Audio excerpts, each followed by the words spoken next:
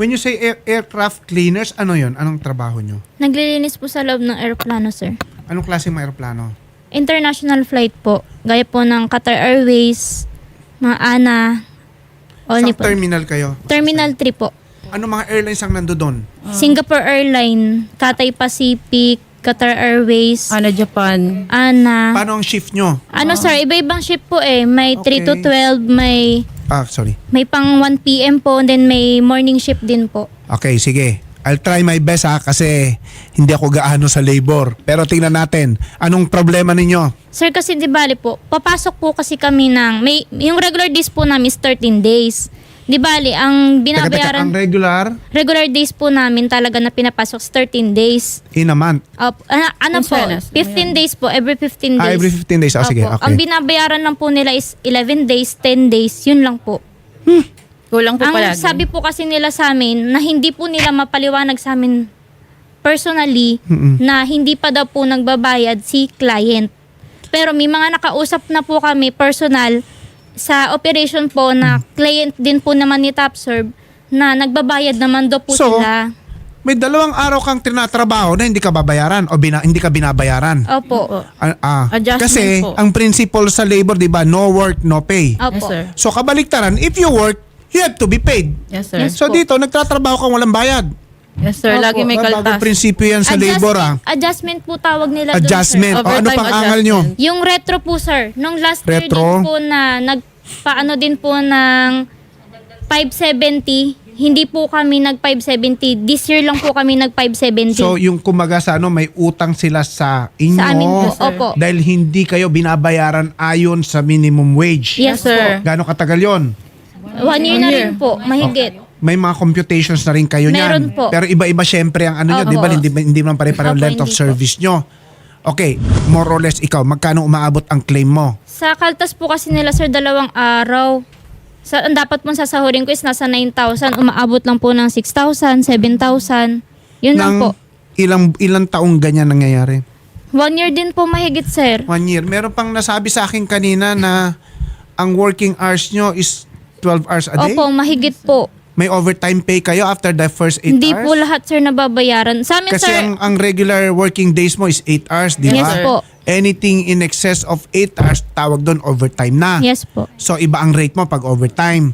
Tapos meron kayong shift na gabi. Yes po. May night shift differential din dapat kayo nakukuha. Sir, Meron? ano nga rin po, sir, problema din po namin, sa night def po namin, hindi din po maayos yung bayad. Okay, pero yung mga angal nyo yan, naparating nyo na ba sa kanila? Sir, opo, alam na, naparating sir. O rin ano po. sinasabi nila sa inyo? Ayusin lang po. Yan po lagi Gaano po yung katagal na? sinasabi nila. 1 year na po Nagpas mahigit. na 1 year, sir.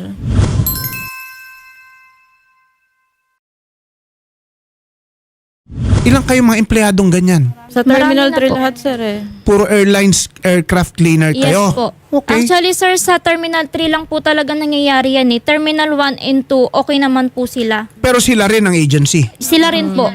Bakit ganun? Hindi po namin. Anong- Sa Terminal 1 and 2 kasi, sir, may nag-handle po talaga. By client po kasi yan eh. May LTP, may macro, din may PAGS po. Kami po, ang client po kasi namin is si PAGS. Okay, eto lang, hinuhulaan ko lang. Ang pinandadahilan ba sa inyo is hindi namin kayo mabayaran ng sapat kasi may problema kami sa principal o hindi sila nababayaran ng principal? May dahilan bang ganun? Sa client. Ha? Yun ang dahilan na. Pero hindi eh. Ang sabi naman- wala kayong pakialam sa kliyente nila Yun nga eh. po, sir eh. Dahil independent contractor sila, di ba? Opo. Sila ang employer nyo eh. Opo. Di ba? O sige. So sino ba ang nakakausap ninyo sa company nila tungkol sa mga problema nyo yan? Saan po? Yung client po ba, Hindi, sir? yung agency. Agency po. Yung management po na nandoon po mismo sa operation, sir. Kasi may GC po kami eh. May May GC po. may group chat kayo. Opo, may Group GC, may Mag- screenshot din po kami. Attorney Gerard. Hello, Hello. magandang hapon po. Yes sir, Director. Attorney. Yes, Attorney Yes, sir. Villamor po ng Wanted sa radyo. Sir, Magandang hapon, sir. nadinig mo yung nadinig mo yung angal ng mga empleyado natin dito? Yes, sir. Sir, paano ba natin sila mabibigyan ng agaran tulong at solusyon sa kanilang problema? Oho. Sir, yan naman po yung kanilang mga issues ay nasa top naman po ng ating servicio sa DOLE na tinatawag po na single entry approach for CERNAC. So, for now, isa-suggest ko lang po na sila po ay pumunta sa aming tanggapan po, particularly dito sa aming field office, sa Makati Pasay Field Office. kami po ay nasa Makati para po sila ay aming ma-assist. Sige sir, kung so ang sinasabi mo, appropriate na complaint. Yes, sir. so ang sinasabi mo they should go to your office to formally file a complaint. Ano po? Yes, sir. Okay. O nadinig nyo ha? So sir, marami sila, dapat lahat pumunta, no? Hindi naman kasi pwedeng Yes, isa lang sir. ang pupunta Oo, representing the others, di ba? Correct, sir. Each and everyone has a complaint of its own na kailangang ipursu. Kung hanggat sa maaari po, sir. Ilan po ba sila, sir? O ilan daw ba kayo lahat-lahat? Ngayon po kasi 10 lang kami magkakasama. Pero Okay. yung iba po, naka-duty pa po yung iba. Naka-duty. So off-duty Pero kayo ngayon. marami po kayo, ma'am. Ayan, sagutin nyo. Marami, sir.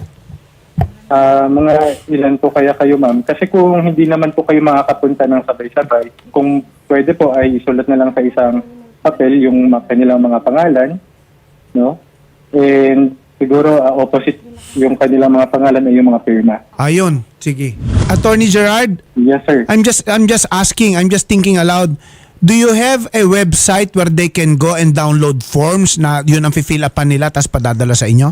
Yes, sir. We do rin po. Actually, sir, pwede rin po silang mag-file online. O yun, No, yung di may ba? isang option naman Mag-file po kayo sila online. pwedeng- Ha? Yes, may isa pa silang option, no, other than filing it personally dito. I'm sa sure office. marunong Pwede kayong naman silang mag-online. Opo. Di ba? mag-file online. Marunong kayo mag-YouTube, mag-Facebook, I'm sure marunong kayo mag-online. Okay? O sige. Pero alalayan pa rin namin kayo later on pagka naka-file na yan, i-coordinate kayo sa reporter namin para may monitoring kaming gagawin, ha? Opo. Sir Gerard, Yes po, sir. malinaw naman po yung kanilang yung Yes, sir. liability ng Oo. kanilang employer. Yes, sir. Nakuha ko naman po yung kanilang mga hinaing and Oo. I took note, no, lahat ng kanilang mga issues, sir, para pag sila po ay lumapit dito, meron na kaming background ng kanilang concerns, ng kanilang Ayun. Gerard, I'm just curious kasi medyo matagal na akong hindi nakaka-handle ng mga labor cases.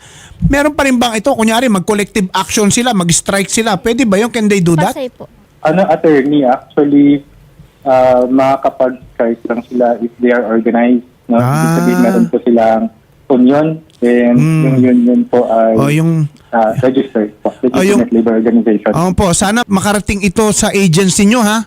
O Mr. Agency, wag nyo na hong hintayin mag-union pa yung mga empleyado ninyo. Baka magkaroon kayo ng problema pagdating ng araw. Tugunan nyo na yung kanilang mga problema hanggat maaga. Di ba? So let's see, baka sakaling after this, biglang kausapin na kayo at hindi nyo na kailanganin pumunta pa kay Attorney Gerard. Pero I'm sure, maski pumunta tayo kay Attorney Gerard, mabibigyan kagad ng solusyon yan.